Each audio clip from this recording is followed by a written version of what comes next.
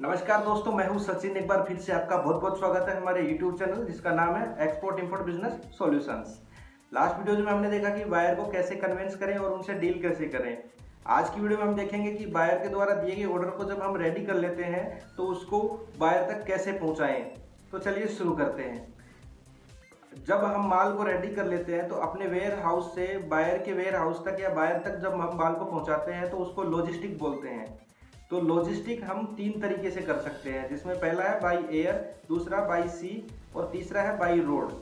जिसमें हम by air की बात करते हैं। बाई एयर का यूज हम तब करते हैं जब हमें माल को जल्दी पहुंचाना होता है। बाई सी का हम तब यूज करते हैं जब हमारे पास कार्गो जो मटेरियल है वो कंटेनर्स में होता है, मीन्स ज़्यादा बल्क क्वांटिटी में होता है। और हम बाई रोड का यूज तब करते हैं जब हमें हमारी जो सीमाएं हैं वो बाई रोड से कनेक्ट रहती है, तो हम उसका एक्सपोर्ट बाई रोड भी कर सकते हैं। ज़्यादातर लोगों की ये क्वेरी रहती है कि बाई एयर कितना बड़ा पार्सल हम भेज सकते हैं। तो मैं आपको बता दूं, बाई एयर हो या बाई सी हो, इसमें ज़्यादा कोई डिफरेंस नहीं है, सिर्फ रेट में डिफरेंस होगा। बाई एयर आपका टाइम कम लगाती है, बाई सी आपका टाइम थोड़ा ज़्यादा लगता है। बाई एयर में आपको मिनिमम 3 से 4 दिन में पहुंचा देते हैं और बाई सी में मिनिमम आपका 15 दिन तो मान के चलिए मिनिमम। वो बाकी डिस्टेंस के ऊपर मैटर करता है कि कितना आपका डिस्टेंस है। अब बात करता हूँ क्वांटिटी की। आप बाई एयर भी कितनी भी क्वांटिटी भेज सकते हैं। इसमें ऐसा नहीं है कि आप बाई एयर एक कंटेनर नहीं भेज सकते, आप कितने भी कंटेनर आप भेज सकते हैं। जैसे बाई सी भेजते हैं वैसे ही बाई एयर भी भेज सकते हैं। बाई एयर का जो फ्रेट होता है वो बाई सी के मुकाबले थोड़ा ज़्यादा होता है, क्योंकि वो क्विक सर्विस होती है, मीन्स उसमें डिलीवरी का टाइम कम होता है। और आपका बाई सी में थोड़ा रेट कम होता है। क्यों?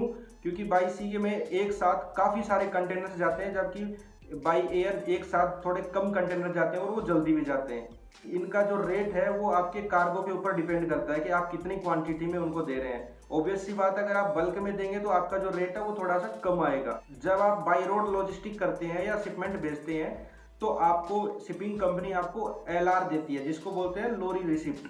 जब आप बाई एयर भेजते हैं तो आपको एयरवे बिल देती है शिपिंग कंपनी, और जब आप बाई सी भेजते हैं तो आपको बिल ऑफ लैंडिंग देती है शिपिंग कंपनी, जो कि आपको अपने बायर तक पहुंचाना होता है। विदाउट बिल ऑफ लैंडिंग के आपके बायर को वो माल नहीं मिलता है।